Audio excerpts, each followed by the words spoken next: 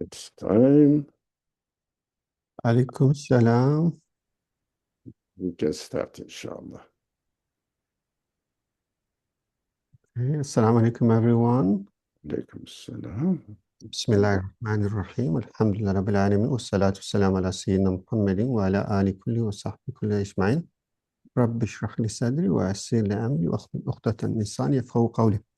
Welcome to another session of the Quranic journey. So inshallah, we're going to continue on our journey in terms of understanding the Quran as the revealers of the and helping us to understand the lessons behind the event, and also in terms of the justice and lessons in the social and political life as well. So the subject we have been covering in last 3 days is riba and sadaqa. Yesterday, we reflect on a very short part from Surah Al-Baqarah, وَمِمَّا رَزَقْنَاهُمْ يُنْفِقُونَ. Only 3 words, and we spent 1 hour to discuss what is the message quoted in these 3 words. And I'm sure we can spend many more hours on this piece or parts from that ayah. So what we learned that essentially the Quran is its elegance in a very concise manner, convey deep messages for us. And that's how, when we look at it, particularly in terms of the grammar, in terms of the balagha, in terms of the word choice, in terms of the connection between those ayah and other ayah and overall message of Quran. In other words, as we study the Quran in a proper way and look at these verses of Quran, and like the example we mentioned yesterday, that we discover many wisdom inside that. So yesterday, I shared in groups, and you saw that we managed to find out the answer to several key questions in just 3 words. In other words, imagine you're asking a very important many question, and someone is answering you in only 3 words, and those 3 words is enough to cover all this, the answer to all this question. And that is indeed is a miraculous side of Quran. So we call it ijaz, and is in a way is being concise, and ijaz in a way is being mu'jiza. So that's basically the miraculousness of the Quran. One side of it is to put that much message in very short expression. And obviously we see this in the Book of Universe as well. We see that now, as we study more, we find out that in a single genes or genome, that you have the library of information coded. You go down in the atoms or in, let's say, subatomic world, you see in it, these are teeny tiny places. There is the whole library of information there.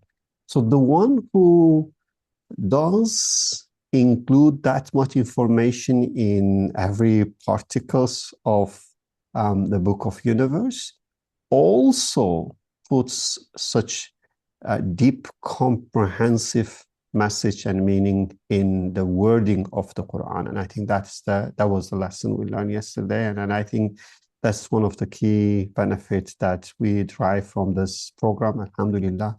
And inshallah, we continue today. Dr. Ali, and what is the ayah today we're going to reflect? It's linked to what we discussed, I think, but it's going to be little shift. Is very interesting, really, and because it's going to talk about how accumulating wealth could buy the fire for you. That's really very dangerous. In a way, like I say, the wealth, if you have the mind and if you have the wealth, you should know how to use it and buy your ticket for Jannah. But it seems like the ayah is going to really give us a very dire warning of how the wealth accumulation and the usage could be bad. And particularly when someone acting on behalf or on the name of religion and collecting money. And in this case, it could be much worse. And I think it would be amazing. Let's listen, inshallah. Inshallah. Thank you. So we have been studying the literal side of the verses, inshallah, ayat, and how miraculously concise language is used in the Quran. Inshallah, we will continue on studying the aspect of the Quran from different perspectives as well, not only from literal perspectives.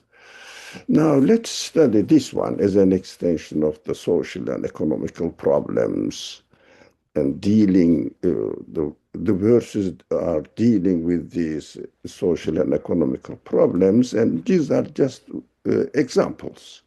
If we want two examples, and this is the second example.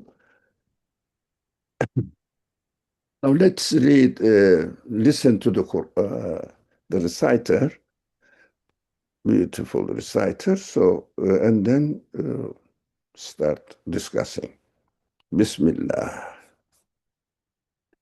يا أيها الذين آمنوا إن كثيرا من الأحبار والرهبان ليأكلون أموال الناس بالباطل ويصدون عن سبيل الله والذين يكنزون الذهب والفضة ولا ينفقونها في سبيل الله فبشرهم بعذاب أليم. Now, as I mentioned, the literal value of the language of the Quran, of course, was miraculous, and we gave one example about this. وَمِمَّا رَزَقْنَاهُمْ يُنْفِقُونَ. We are slowly going into another aspect of the miraculousness of the Quran, and this is even more essential. So, what is the other aspect of the Quran, which is miraculous aspect of the Quran, is the content of the meaning of each verse is not limited to only the subject mentioned in the Quran, but this subject is mentioned in the Quran in order to make the reader take this example and expand this example according to the definition of the Quran, which is universal message. Now, while I select this special verses step by step, taking us into the understanding of the Quran from different perspectives, how miraculous the message really is. So this one example, and the following verse we are going to study is an extremely important. To me, the best example that we can study in order to understand that the miraculousness of the Quran in its content. This is just a preparation, this verse, to understand this. So let's read the meaning of translation, not the meaning really, translation of the verse we studied. We listened to, sorry. O believers, indeed, many rabbis and monks consume people's wealth wrongfully and hinder others from the way of God. I wonder, what does it mean? Consuming people's wealth wrongfully, taking the properties of the people, money of the people, whatever, and by doing this, hindering others from the way of God. Allahu Akbar. وَيَصُدُّونَ عَنْ سَبِيلِ اللَّهِ. Allahu Akbar. Yani, what is the link? Yeah? Don't you ask this? Give good news of a painful torment to those who hoard gold and silver and don't spend it in God's cause. Now, you see that? Step by step. Rabbis and monks doing something wrong, wrongfully consuming people's wealth, and by doing this, hindering others from the way of God, and follows a general message now. Those who hoard gold and silver, it means essential valuables, and don't spend in God's cause, step by step. Now, as we will ask this question, why are rabbis and monks specially mentioned? Now, this is the Tawbah, Surah Tawbah, revealed in Medina period. And we know that the Muslim community in Medina, or the Prophet in Medina with his companions, were before the immigration in Mecca, did not have, apart from a few Christian slaves coming from Christian area, but they are slaves, uneducated people. But in Medina, there were Jewish people in the suburb of Medina, or Yathrib at that time, living there, and people were more aware of the presence of Christian for one or another reason, because it was close to the Syrian side. That time we were under the ruling of the Romans, and they were Christians. On the left side, Habeshistan, which is now Ethiopia, Christian were known there, but people didn't know what Christianity is. So this ayah gives example from what they know. Among the Christians, among the Jews, so rabbis represent Jewish, monks represent Christians. Okay. Now, why are rabbis and monks specially mentioned there? So I'm going to read. We need to see how the Quran uses the stories of those came before us, or those who follow other religions other than Islam, of course, as a mirror for our own hearts and minds. It is like the text is saying, don't just look at them. Look at yourself.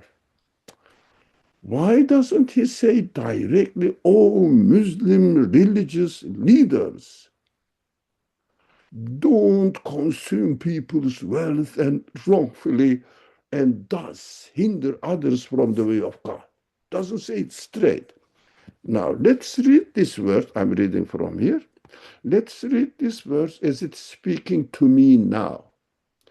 I need to understand any form of opportunism, especially using one's religious status. Be careful about it. Speaking to me now as a Muslim, rabbis and monks don't read the Quran anyways. So usually, if someone is not intending to study specifically, they are not the addressees of the Quran. Quran speaks to the people who really believe and value it. So this is very important, because religious status represents religion. If a doctor abuses their profession, do you think people blame medical studies and ask the medical schools to be closed? Or hospitals must be destroyed? No, they don't. They don't blame. They say this doctor is not an honest doctor. That's it. But if an imam, sheikh, or public speaker in the name of religious figure, any religious figure, or a rabbi, monk, priest, bishop, or pope, can you imagine? Pope did something wrong. Wow. Does anything wrong, people expand it to the religion they represent. Look at the ayah. Hinder others from the way of God. It's not a personal matter.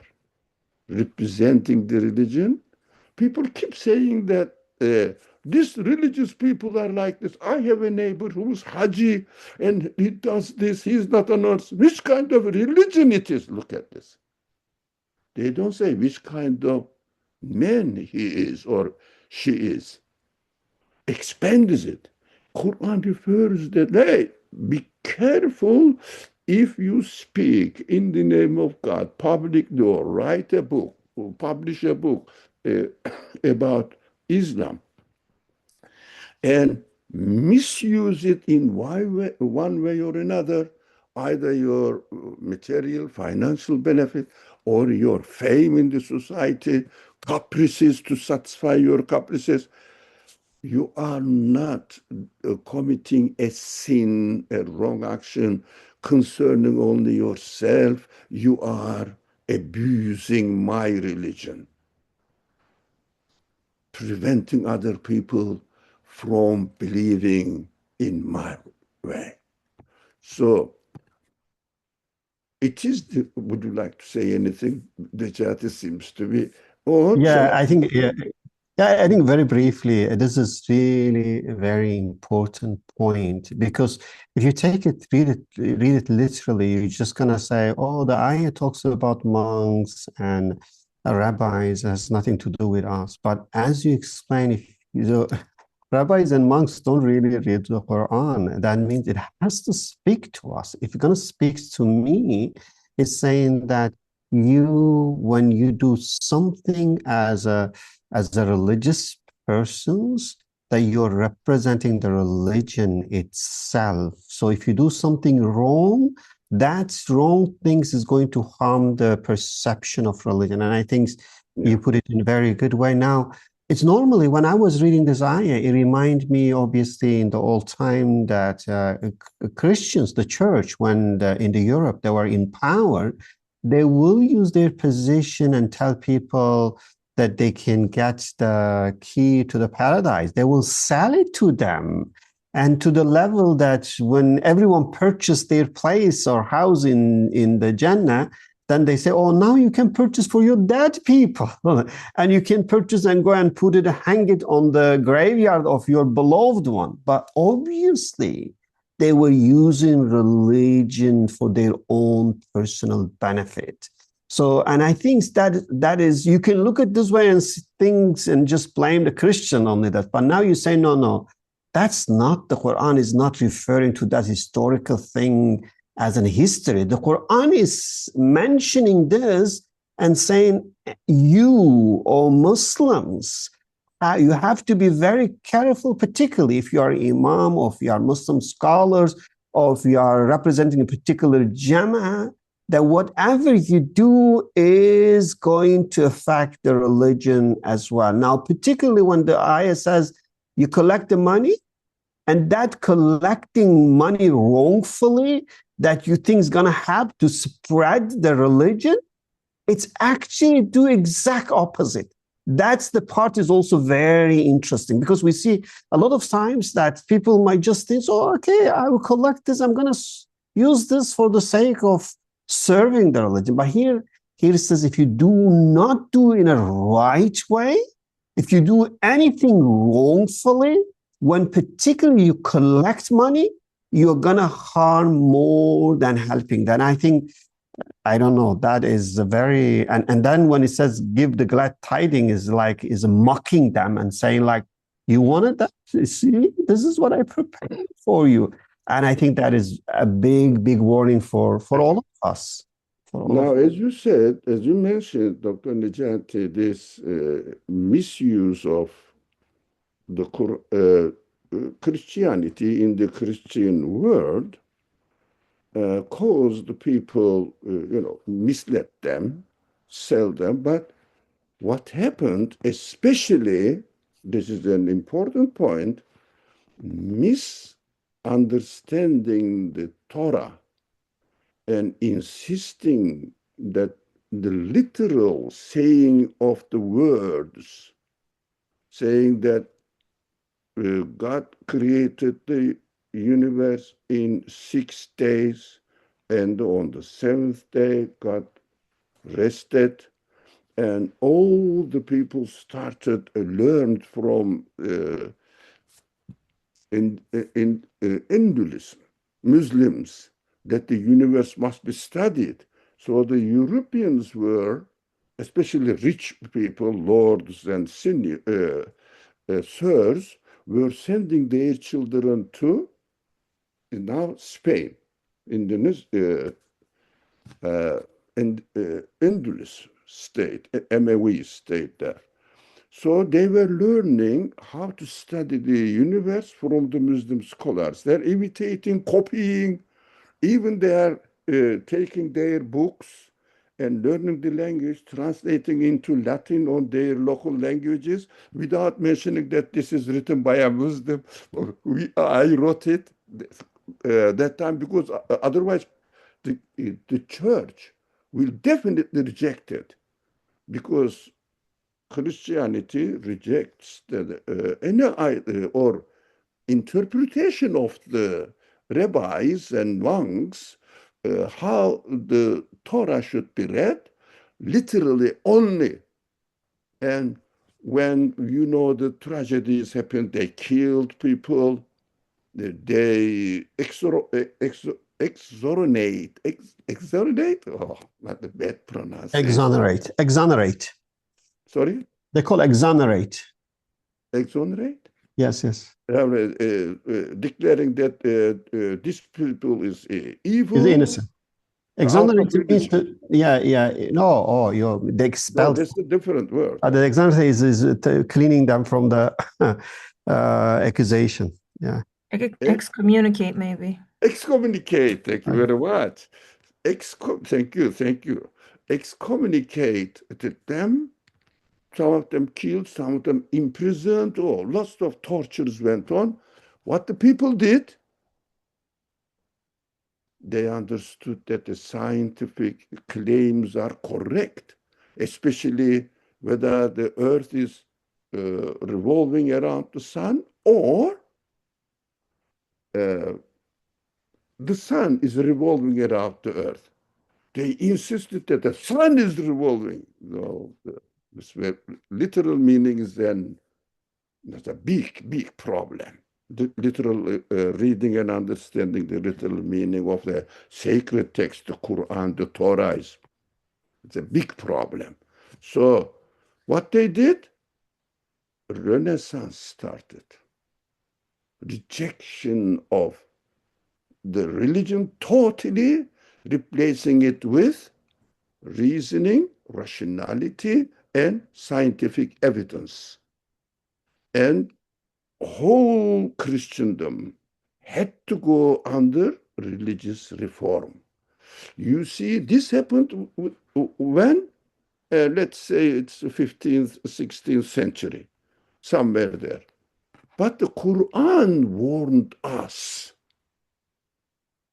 16th century, it was 1,000, almost 1,000 years ago.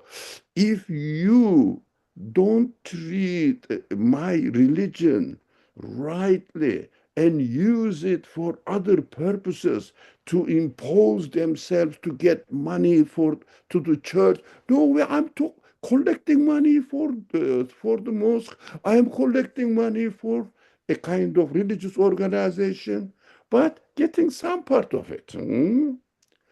Costs what? Causes other people from the way of God. Now, here I have been living in this world, in Christian, I mean, so-called Christian society. There is no Christianity, not at all. Churches are to be sold for $1. $1. No one is buying it. Empty. Go and search. $1. Is there any property for $1? You will find maybe hundreds of churches, empty, abandoned churches, synagogues. Where is Christianity? Gone. Because they sold paradise in the world and misinterpreted or literal reading of Torah. It costs loss of religion. This is a miraculous news of the Quran. Miracle. Happened 1,000 years later, and now we are suffering from it. And 5D thinking is trying to fight to gain the fame of religion back. Now, it's done from within also on the same on the same path, going, try. No, we cannot read the Quran as a literal text, just literal text, and understand it literally. Impossible. Otherwise, you will hinder others from the way of God. It means cause people to reject religion. That is why we have to be very careful about how we represent religion, how we read the text. All right, let's go. In its wisdom, let's see now. It is wisdom of the Quran. It is the wisdom of the Quran that while it speaks to the reader, they are mostly Muslim believers. It gives example from other religions or other people. Happened in the past, Qawm Lut, Qawm Shuaib, whatever.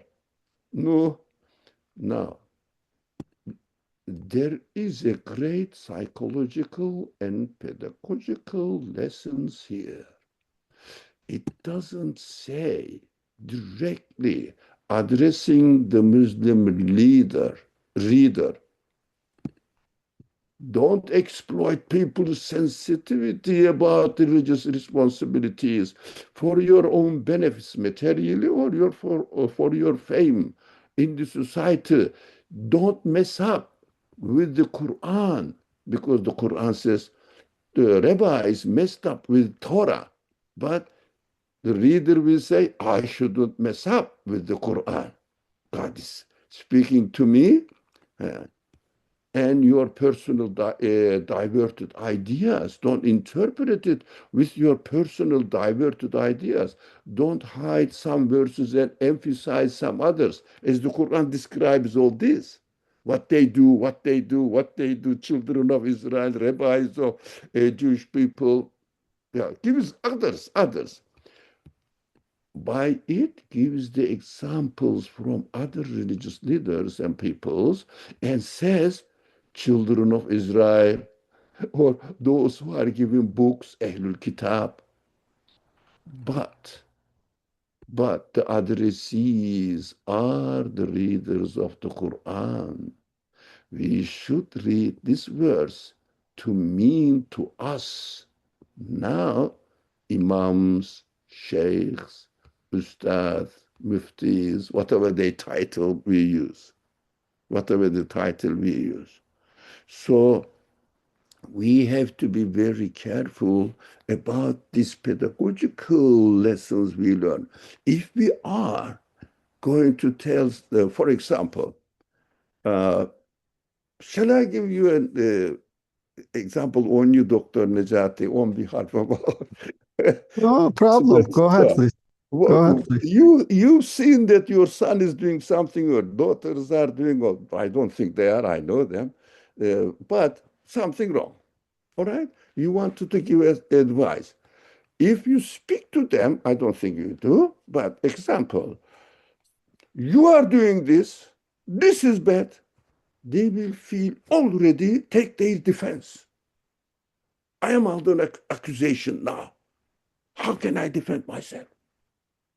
But if you say, let me tell you, I have a friend in New York who's Ali.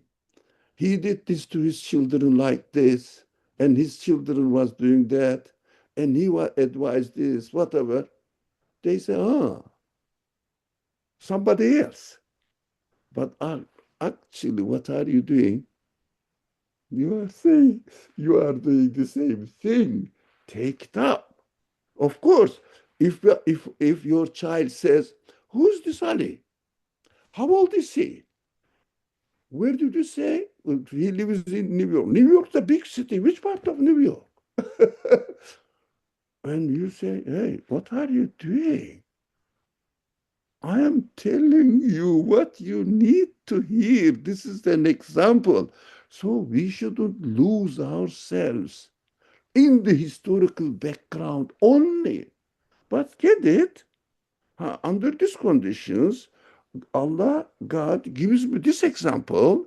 So how can I benefit it for myself? Now, how can I apply it to myself? The people of Noah did this and that. Okay, where was it? It was in Midian. No, no, no, in Egypt. No, in Red Sea. What is the point? What is the message? So we have to be very careful, pedagogical aspect of it, and also we have to we are learning that Quran respects, as we mentioned yesterday, human honor. He doesn't accuse the person directly, right? For example, even a judge don't accuse the person directly. They say this man is saying that you have stolen his property. And he doesn't say, you are a thief. No, no. He says, did you steal it or not?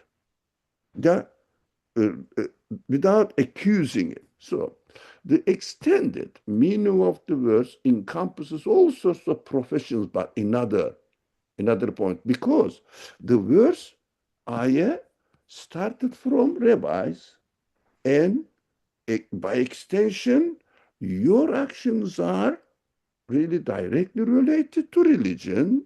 So uh, if you are representing in a wrong way, you are preventing people from understanding my way, or my way, God's way. It means religion properly. But at the end it says, those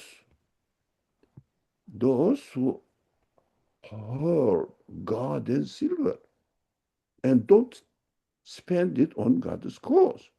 What does it mean? This is generalization, universalization of the message. Now we are here.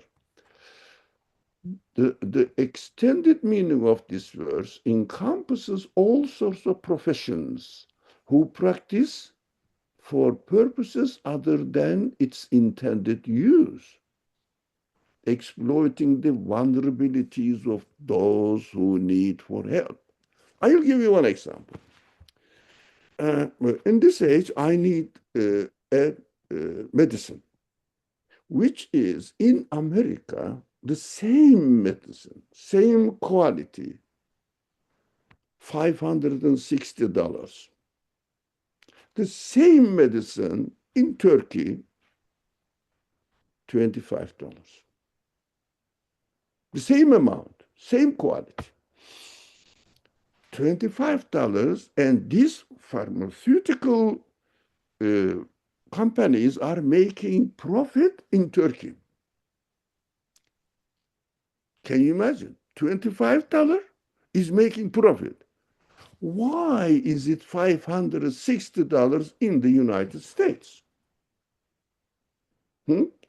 Because now I have to take this medicine. If they tell me it is 5,000, if I can afford, I will get it. It is my life. They know vulnerabilities and they put the price as they want.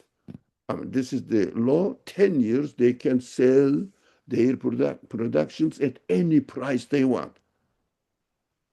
After 10 years, it becomes, it opens the way for other companies to compete with them. That's another commercial matter and business rules.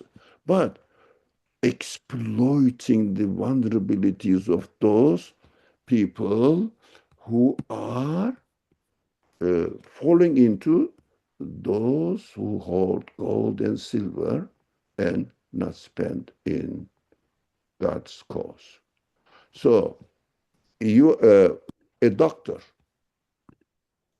and I say the doctors must be very careful because they are dealing with the people who will pay whatever it is as long as their health is gained back. Knowing that this person is bound to follow what I say, knowing that this person is ready to pay whatever I ask because he has no other way. It is a matter of life, living or dying. And misuse the profession falls in this under the umbrella of this ayah, right? In its universal meaning includes monopoly. Now it's a bit more expanded. And Dr. Nejati, jumping into your subject, economics. So includes monopoly, black market, cartels, because they are not el-bay'. Like a vampire, taking up all the other alternatives, competitors, and having the one opinion belongs to them to decide about the price, to decide about the other, every matter related to trading or business. This is not what the Quran says. It is not bay'. It is just exploitation. Now, am I saying something wrong economically? From the science of economics point of view? No, I think there's even in economics, there's a lot of discussion in terms of how the government is supposed to prevent monopoly and make sure that the market is not being abused by those who have such power. Yeah, that it is considered to be one of the important job of the government to prevent that. So I was, when I was young, before the Soviet Union was collapsed, I visited East Berlin. So the wall was still there, even with a group of people, brothers with us together, three or four of us. They climbed up the wall and take the picture at that time. And the mark, that there was a mark now. Now everything turned into euro now. It's a mark. I remember in West Germany, mark was in East and West Germany. The exchange rate was four mark or something. In East Germany, exchange rate up to 20 or 30. Why? Because monopoly of the state. I wouldn't say communist state, but that is monopoly. It is black market. Black market is used by certain people supported by the ruling class there. So black market is also making money out of no right. It is also falls into this ayah, And this is not bay'ah. It is not trade. It is not business. It is just cheating. So the Quran prohibits this. Although it doesn't say anything more than what does it say? Those who hoard gold and silver and do not spend it in God's cause. So we have to expand the meaning. All right, the last what? The last two.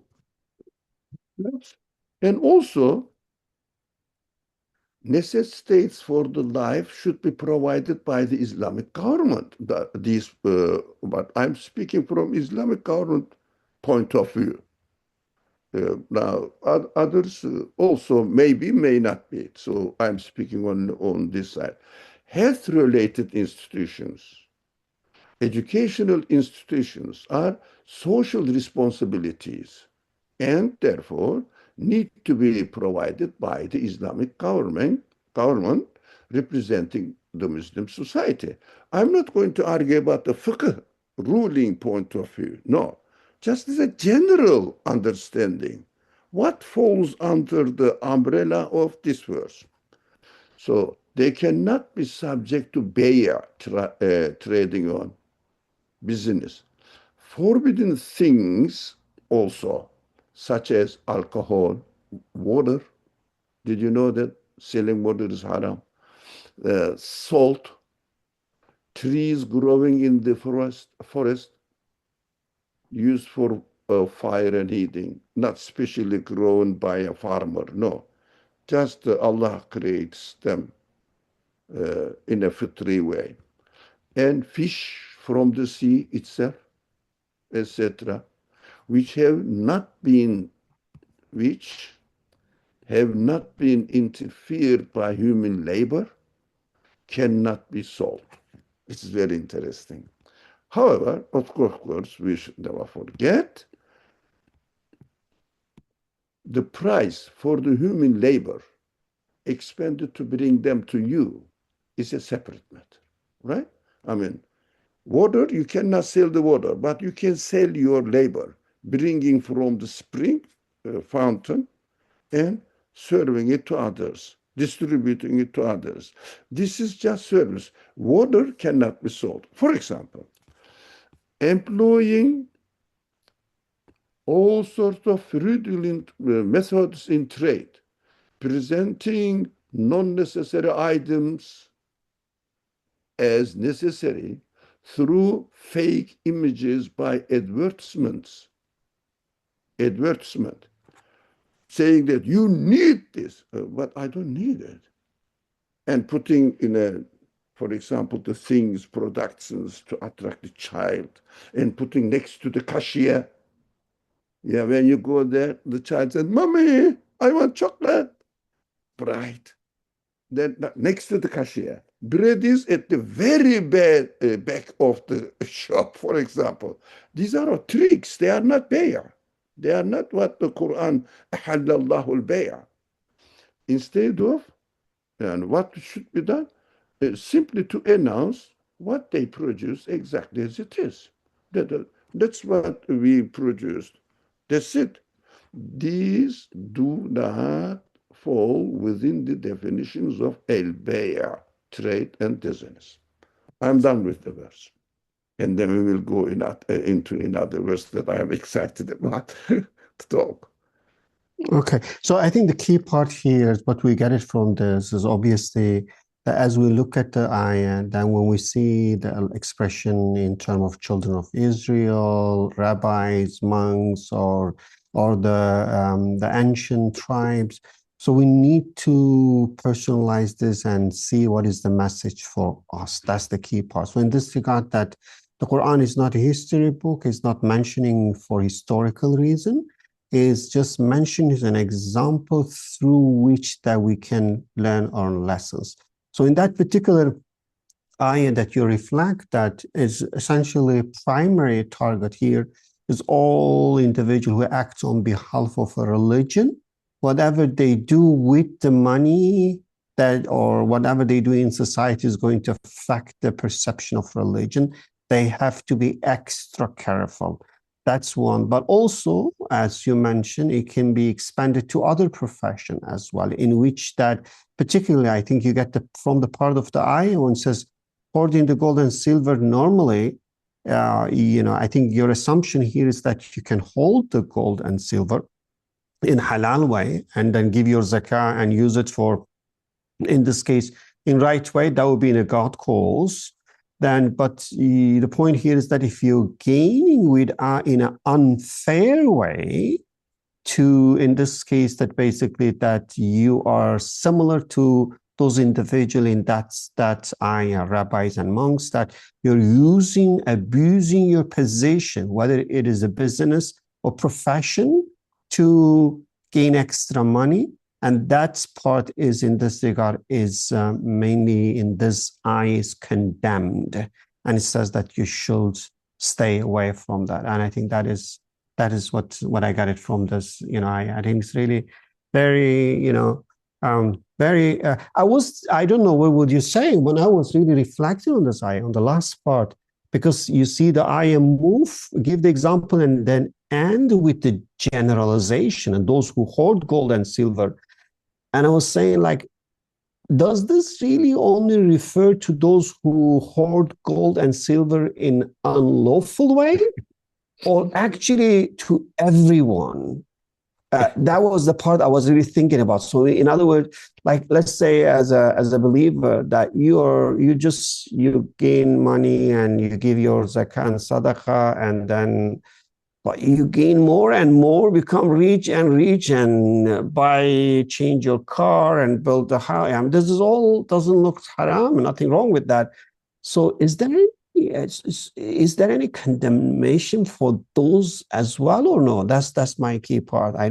Because we give it a lot of examples in terms of, like Abdurrahman bin Auf is famously mentioned as being a rich person with glad tidings that's going to go to Jannah. So, and in that case, people take this message as that is really, as long as you give your zakah, so the wealth you can have and you can use it as you like, and you don't have to. But here it says, do not spend in a God's cause. So what is that, and how? I don't know really what we will say on this. When I was reflecting, I was saying, like, does Islam for the believers in this ayah bring a certain restriction on what they could do with the wealth they lawfully gain? They lawfully, yeah. Of course, Yeah. there are other verses restricting than israf. And also the exemplary life of the Prophet shows that everyone is expected to live on a wasat way in the economical side.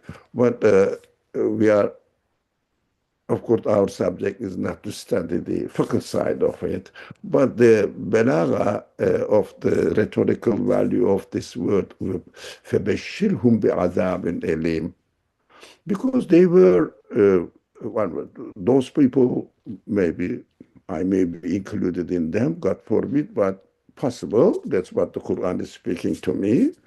I have to take it for myself, but speak about others for pedagogical reasons. So those people who hoard only gold and silver, it means representing capital, main capital. So bringing them, they are thinking that they are happy with what they have. That's a good news that our company made this year such and such $1 billion, something like that. They think that is a good news. God tells, no, I will tell you what the good news for you. That's the good news for you. Painful torment. Azab and elite. Because of human mind works in this way, God says, but according to you, this is the good news. According to the reality, that's the opposite. That's why the فَبَشِّرْهُمْ بِعَذَابٍ أَلِيمٍ, it means let's change the meaning of good news. According to you, goodness according to your creator. That is the perspective, different perspective. If you don't mind, I know we have only 9 minutes left, but I would like to just introduce the next subject. Also, another example, when you read, I'm not, for example, hoarding, collecting, piling up gold and silver, but I'm collecting dollar and euro, for example, or yen, what for another reason. So I'm collecting them, not the gold and silver. I'm not included in this verse. You cannot say this. It reminded me, a person said, I have my example. If one says, God says, don't say oof, وَلَا تَقُلْ لَهُمَا أُوفًا. Yeah, your parents, when they got old, I'm not saying oof. But I am saying, shut up, man.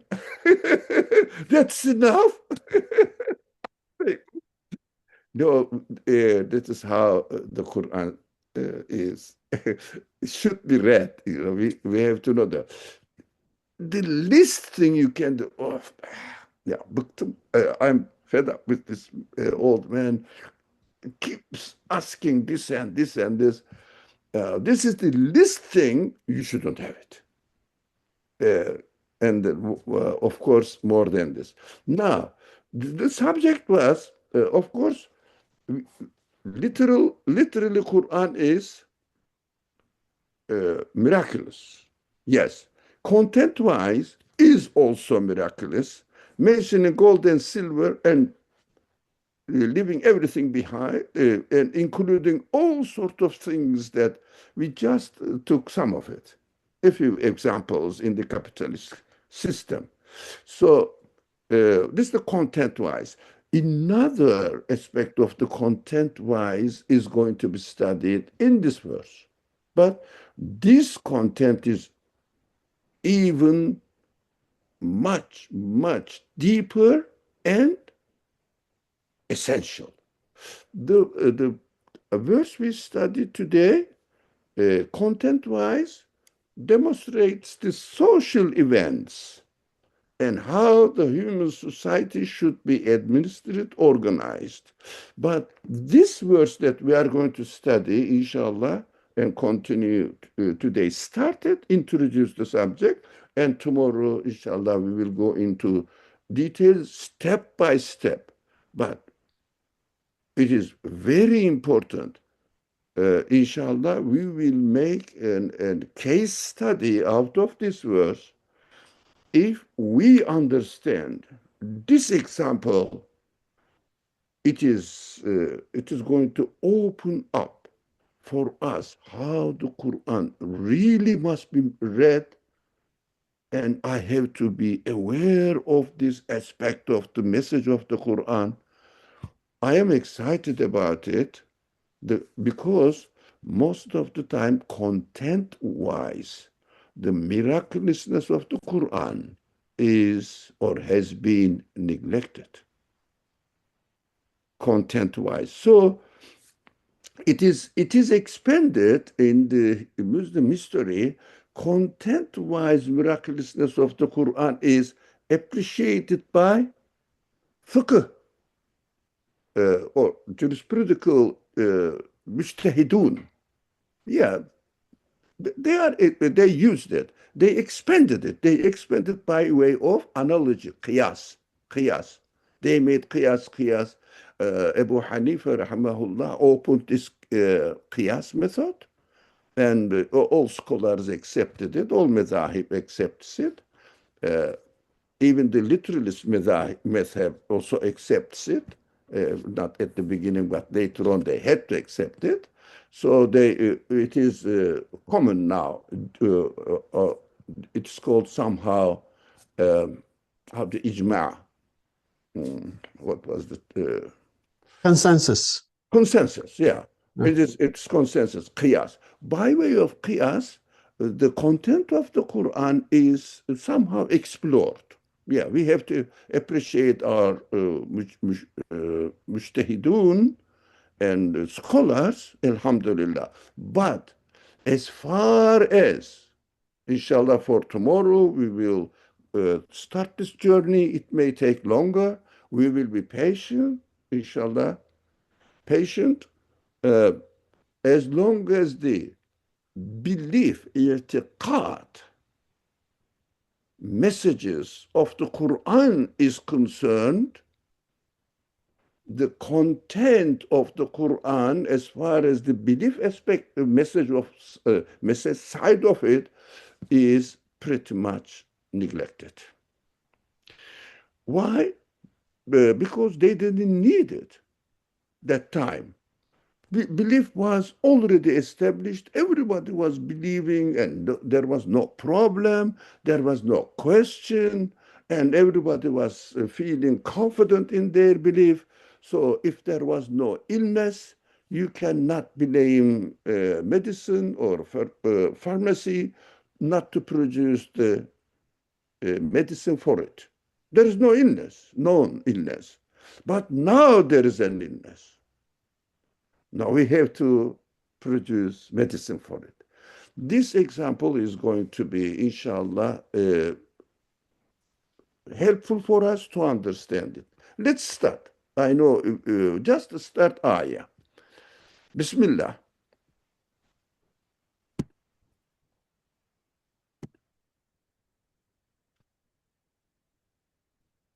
وآتوا اليتامى أموالهم ولا تتبدلوا الخبيث بالطيب ولا تأكلوا أموالهم إلى أموالكم إنه كان حوبا كبيرا. Okay. Give orphans their wealth and do not exchange your worthless properties for their valuables. One of them is khabith, the other one is tayyib. Nor cheat them by mixing their wealth with your own, for this would indeed be a great sin. Now, we have to be diverse to go into the ocean of this verse. Orphan, my worthless property. Orphans, valuables, tayyib. What are they? Why orphans' property is tayyib and why mine is worthless? And sometimes cheating them by mixing their wealth with your own. It means their valuable, good wealth, your worthless properties.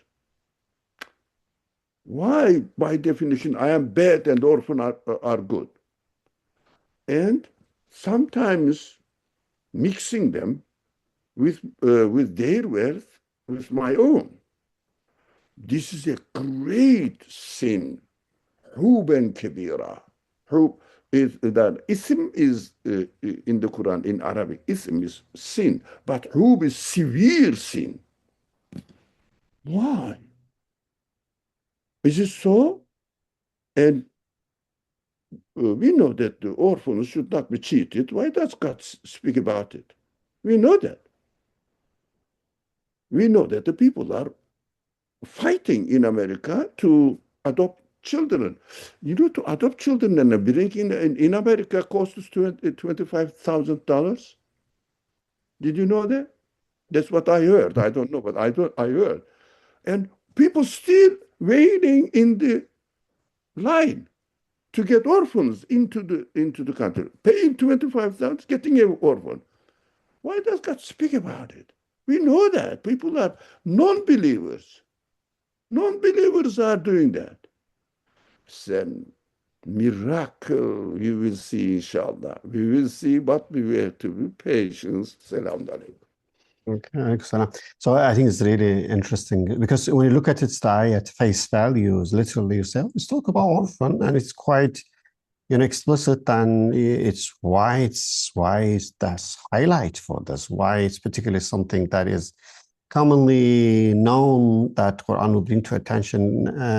It would be amazing to see what is the deep message behind that. So I think we never miss tomorrow's class, but get ready to listen to the discussion, doing nothing else. Get your pen and pencil or your tablet, whatever, notes. We will go step by step, and see the universal message, which is deepless, bottomless, in this short ayah, inshallah. Okay. Yeah, I think we had one question. I do want Nurbanu, go ahead, please, share. It's looked like more fiqh question, but I still want to bring to attention of Dr. Ali. Yeah, I also thought, but I think it's worth maybe saying something about it. So someone asked about the relationship between lending money to fellow Muslims and the obligation of both sides in the light of our discussion yesterday. The property that we own is just in the capacity as a trustee, as Allah is the ultimate owner of whatever property that we happen to own. Can you address the above in the context where the lender is also struggling financially and the borrower is not inclined to honor to repay the debt despite numerous grace periods given by the lender? Yeah, I mean, this is a social matter, this rules that the time is up. I'm sorry. Lender is struggling. It's a specific case. We have to deal with the general aspect of the ayats, inshallah. Okay. Sorry, I don't want to turn this discussion into fiqh rules, and I don't know. I am not expert on it. Okay. Thank you very much. And thanks everyone. So today we particularly reflect on the ayah in terms of referring hoarding money and collecting money unfairly on the name of religion and thinking they serve the religion, while the ayah is saying that they actually hindering the other people to, in this case, be open to the message of religion. And again, we mentioned even though the ayah refers to the monk and rabbis, but is actually applied to every Muslims, let's say, religious figures. We should read ayah in this context, and in this regard, we need to be very careful in terms of how we are representing religion through our action, particularly when it comes to money collection, that we will have a good cause and charity or anything. But we're not saying you should not do that, but you have to be extra careful that you collect in the right way. You don't use or abuse this fund for your personal usages. That was the whole point. But you collect and you are transparent, you use for the God's sake, and that is no problem, because I saw some in the chat that thinking as if like the ayah is telling don't collect any money or don't do anything, that's going to be dangerous. No, I think the ayah was saying that you collect and you hoard it for yourself, for your benefit. You're not really using properly in the name of religion. That's become a problem in this regard. So again, the key part was to see how we can read the universal message from this particular ayah and to understand content-wise, the Quran is very rich only if we go beyond the context and the historical side and try to read it as the universal message, then it become very clear to us. And I think that was a very good example. And inshallah, we'll continue on this tomorrow on the orphan. I'm curious to see which kind of message and meaning will drive from that. Thank you very much. And let's listen the dua and with the dua from Dr. Ali. Inshallah. سبحان ربك رب العزة عما يصفون وسلام على المرسلين والحمد لله رب العالمين. Sorry for the delay, 5 minutes late. Sorry, Okay. I'm sorry. See you tomorrow, Wassalamu inshallah. alaikum. Assalamu alaikum. See you tomorrow.